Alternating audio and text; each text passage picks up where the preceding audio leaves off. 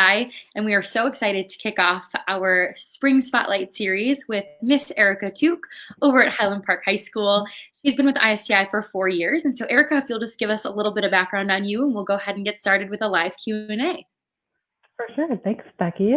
So I'm Erica Tuke, and I am an engineering teacher at Highland Park High School. I've been there for 8 years, and I teach introduction to engineering design classes, civil engineering and architecture, and engineering design and development. So if you're a PLTW teacher, you're familiar with all of those. And I also started a role as an instructional coach this year. So very exciting place to be. Awesome. Cool. So for those of you, again, who are just tuning in, this is our first Spring Spotlight. So we are excited just to get to know our teachers, not only about the amazing work that they're doing with our programs, but beyond that. So the scope of their pathway and into education and what they're doing with their students with their own experiences. So Erica, we know that you grew up in the area, that you grew up in Evanston, which is a really unique community and a really unique high school. So how did that kind of impact the type of educator that you are, or did it impact at all kind of you wanting to be an educator? Yeah, so Evanston is definitely an amazing community, and I am so grateful that my parents decided to raise me there. Going to school at the University of Iowa and moving back to Chicago, Evanston was one of the main reasons that I decided to come back. But it taught me so much about opportunity and diversity and what opportunities are available with a strong community. I feel like Evanston just had so much of that, community support, like Evanston feel like everybody comes together to work together. And it's a pretty remarkable place to be. I didn't necessarily know that I wanted to be a teacher in high school. Actually, all the programs and colleges I applied to were for sports medicine, but looking back on it, I had a lot of teachers who I definitely looked up to, specifically one of my art teachers, Miss B. And so I feel like she was somebody who really just taught us a lot about art and design through like experience and through storytelling, and definitely about, the importance of like failing and trying again and iterating, which I feel like has played so much into my job as an engineering teacher, which I can talk more about later. Yeah, that's awesome. I love hearing kind of the different aspects of kind of what's brought you to where you are now. And sports medicine, it seems so different than engineering, or even so different than design and art. And so that's a really cool kind of, sure. and we love seeing that with our students as well. It's like understanding that their paths are not linear, kind of no one's are, and it's okay to change. So that's great. Thank you for sharing that. Absolutely. Yeah. So kind of hearing that as well, what did get you interested in engineering? So when I was doing my undergrad at Iowa and studying design, I was mainly focusing a lot in 3D sculpture and intermedia. And intermedia is a lot of the like technology, video editing, a lot of like the conceptual art ideas. And then the sculpture was a lot of like building and, working with wood and natural materials to create art. But I really found an interesting intersect between the two, which turns out was a lot of like industrial design and really designing products for, human use. And at that point, when I found out that industrial design was a career path, I was already done with my education degree. I was like late into my junior year of college and probably couldn't switch my major at that point in time.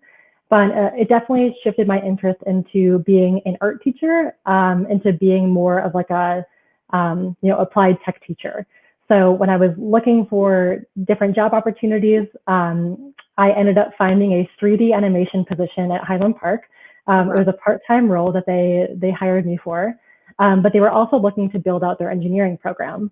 So, after a year of teaching animation, I was like, this is awesome. I love working with students and technology. So it was at that point that I decided to get my master's in career and technical education and start to pursue more of that route of teaching engineering design. Very cool. And one of the things that we hear a lot with, all sorts of engineering, it's a very male dominated field. And I feel like for you coming in, one with a design background, kind of with the desire to be an art teacher, and then kind of knocking it out of the park in engineering, kind of what have you seen in terms of either as a teacher in engineering or again with career and technical education? or maybe even patterns that you see in your students? Do you still feel that that pattern's kind of cyclical of there's a lot less females? Yeah, and actually, as I think back to my high school experience, I knew I always liked art and design, and so my parents, both being in advertising, they were kind of like, well, maybe think about a career in architecture. And I remember signing up for an architecture class in high school and dropping it the next day because I was the only girl in the class. I was absolutely terrified. So I can definitely understand what that student experience is like now for females who and students of color who are feeling the same way. But I actually had similar experiences as an adult when I started taking a lot of the CTE classes in my master's program, that I was one of the few females in that class as well. And for me, it was actually surprising how many of the stereotypes and even just some of the behaviors are uh, still evident in those classes, even as an adult. I didn't necessarily feel like my ideas were always supported or necessarily like encouraged to elaborate upon, just because I wasn't necessarily the dominant presence in the classroom. So I think that it's definitely gotten a lot better as more females have gone into CTE, but it's definitely still a work in progress. Awesome. I like that. It's a work in progress. So there's definitely progress to be made, and hopefully some of your students are on that track to do that, which I'm sure they are. Um, Yes, they are. we know kind of from knowing you for 4 years, we also know that you have sought out a lot of opportunities beyond kind of what's just at Highland Park. So we know you're a Google educator, you have some other kind of accreditations. So can you talk a little bit about kind of what it's like to incorporate opportunities beyond what the district offers? Like, how have you found them? Why are they important to you, kind of in that aspect? For sure. Well, number one, I'm really fortunate to work in a district that gives teachers a lot of autonomy and really encourages creative thinking and risk taking in the classroom.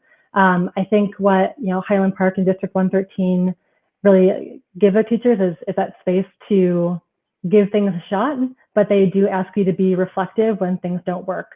So, I think number one, being in a district that supports that is probably like the biggest thing going for me right now, because without that support, I wouldn't be able to do like the Google Innovator Program or seek that outside professional development. But the other thing too is when incorporating new things into my classroom, I seek a ton of feedback from students. So I am not shy to say like I am trying something new, and they're also very quick to tell me if it's working or not working. So I think of my classroom as like the same way I teach engineering, which is that you always have to think about your end user and being empathetic to whatever their needs might be. So if I'm not designing meaningful learning experiences for my end users, which are my students, then it's like, what am I doing? I think being able to build those relationships with kids, be pretty frank and straightforward and ask them, what's working, what they like, what they don't like. I've been given a lot of freedom to do that in the classroom, which has been great. And I also think in addition to that is Twitter has been so helpful. I have a colleague and a friend who really got me on like the Edu Twitter bandwagon, also with the Google Innovator bandwagon as well. And it just opened my world up to a ton of different educators who are doing some pretty amazing things in the classroom. And while it sometimes feels like drinking water from a fire hose, there's just so many gems there and so many people to connect with. Yeah. And it's definitely been pivotal in the last few years of my teaching career. That's awesome. That sounds like a really awesome just networking opportunity to be able to reach out and say, I'm looking for this, and actually finding something right away. Those are really For good. sure. I think a lot of educators can learn from, and kind of, I really like the reflection with students as well. I think that's always sometimes a big fear of like trying something and the students hating it. And it's okay because you learn from that. And so we teach them to do Right. that, to fail fast and to learn from it. And so I love that you kind of embody that with trying new things that really kind of land and create meaningful experiences, which is awesome. Thanks. So you've been working both with our MME and our STEM Challenge program, which is great because you kind of seen both sides of ISTI. For maybe some viewers who are watching who aren't familiar with the programs, can you kind of give just a brief overview in your words of what the STEM Challenge is and why you brought it into your classroom? Yeah, the STEM challenge is like everything that I was looking for as an engineering teacher. So the STEM challenge gives students the opportunity to partner with industry professionals and solve a design problem that they're currently facing in the industry. So in my experience, our students have worked with Horizon Pharma, and some of the different individuals that they've worked with there have been anybody from marketing experts to lawyers to engineers to chemists, pharmacists, like whoever they might be. And just connecting those students with different stakeholders and how they're all involved with solving big problems with, medication adherence, medication delivery, or like improving patient experiences. All these people have to come together to, solve these big problems. So like really teaching students how to be collaborative and work on and understand the importance of interdisciplinary teams has been everything that the STEM challenge has given them. That's awesome. We love hearing that too. And I'm sure, again, for viewers who are maybe unfamiliar with the program too, that gives them kind of some insight of what that actually looks like. And again, you've been working with ISTI for 4 years, so you've been able to really engage with these challenges and kind of help them and integrate them into your classroom. So, what components of the STEM challenge are still challenging for you? um, every year I I feel like it's a totally new group of students, totally new set of personalities, different interest levels in engineering and problem solving. Some kids are just taking the class because they heard it was cool, and other kids are saying that they know they want to be an engineer. So trying to tailor the experience to make sure that I'm meeting the needs of all of them is probably the most challenging. But something that I've found successful in the last few years, especially as students are working on, teams of 5 to 7 on some of these projects, has been giving them individual roles based on their strengths and based on their areas of interest. So just like they're communicating with interdisciplinary, teams at Horizon Pharma, they're doing that within their teams at Highland Park as they work on this challenge. So, trying to find creative ways to give them a voice and some choice. Through working on the STEM challenge as well has probably been the most challenging, but also the most rewarding for both me and for them. Yeah. Is there any one component that's just a really natural fit? And I know you touched on that a little bit with kind of looking at bringing in the STEM challenges it relates to engineering, but we recognize too that Horizon is a very healthcare focused challenge. And so how do you bring that in, with curriculum or anything like that? What's been natural, or what kind of do you still think about? Yeah, one of the things that I think is so important, not just in engineering classes or in high school, but even with, trying to get more females interested in engineering too, is just exposing, all these students to different career opportunities beyond what their, mental model of an engineer might look like. So, for example, we just had that really great presentation by one of our students who, was standing up and sharing her team's idea. And she's like, I realized that, an engineer isn't somebody who just like works on trains or like works in a factory, like whatever it might be. So, just teaching students that, engineering is present in the healthcare industry and among many other industries. And they really can just apply their problem solving process to, a lot of different aspects in the world outside of the classroom. Yeah, I love that. And I think you touched on too, like the impact in your classroom as well, is that you've had students that are getting this exposure piece for the first time, and then others that you're really just like kind of stroking the fire of passion to get them excited to pursue it, which is great. For Um, sure. One thing that we'd love to hear from you as well as it relates to the STEM challenges, do you have from over the past 4 years, does not have to be this year, but like the most memorable moment or the most rewarding kind of moment that stuck out to you that you were like, this is why it's worth it? Yeah. Actually, it was with last year's team. Of course, like every year has its like glimpses of like really amazing things that happen. But I think last year was a real success story of a team that ended up presenting their final idea at Google. But in the first like few weeks when we were working on the challenge with Horizon and teaching them to try and work together as a group, like just nothing was working. There were so many arguments, like so many kids just like talking over one another. I think I had individual conversations with each student in that team who was like, I can't believe that you put me with these people because I can't work with them. You know, they were all definitely individually frustrated. But seeing them really like come together and develop their norms and different expectations of how they were going to communicate with each other as freshmen, and then coming up with a final solution that was just absolutely incredible. And like leaning in on the mentors and asking them like really deep questions. They just found a way to kind of like pull themselves together and just create a really unbelievable solution. So I think, like, long story short, just seeing a group of young freshman students who are relatively immature come together to create an idea that was just innovative and clearly collaborative and innovative in a process that was not linear, I think was just like exactly what I want all students to experience when working on the STEM challenge. That's awesome. And I love too that we kind of started with your pathway not being linear and being able to kind of go through this process of discovery. And your students did the exact same thing. They really went through ups and downs, and maybe it was really low downs, but they kind of came out stronger because they hit those lows. And we definitely heart process a lot in both of our programs. And so it's a great illustration of really the benefit of a program like STEM Challenge, which is great to hear kind of from the classroom and the grassroots itself. That's awesome. Totally. I mean, like there's so many, and just like one more thing to add on to that, it's like there's Yeah. a lot of students who do participate in these programs and who think that their first idea is their best idea. So they just take it and run with it.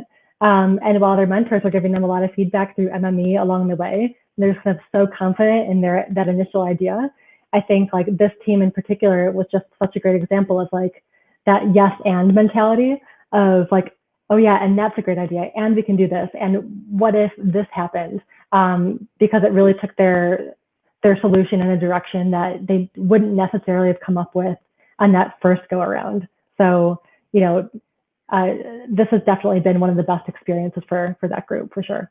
Awesome. We love hearing that. Yeah. So when you think about your students in your class, maybe it's this year or in your past years, at the end of the year, what do you hope their biggest takeaway is? And it does not have to be related to STEM Challenge, just kind of from you as their teacher. What do you hope that their biggest takeaway is from your class? I have a couple. We talk a ton about empathy in my classes, and I hope that when they really understand I hope that after taking engineering, they understand what empathy is, and really understanding what it's like to walk in another person's shoes or to, put aside some of their own needs to make sure they understand others. That's definitely high up on my list. I also want students to be confident in their ability to solve problems and understand that it's not necessarily going to be an easy path towards a solution. But if they take the time to understand that their approach to some of these issues is iterative, and that they're going to learn a lot on the way, and if they just put their ideas out there, even if they don't work, they're going to be in a much better spot than if they just hold their ideas hostage and not share them with anybody who's around them. So I really want my students to come out of my classes being more communicative and collaborative and empathetic.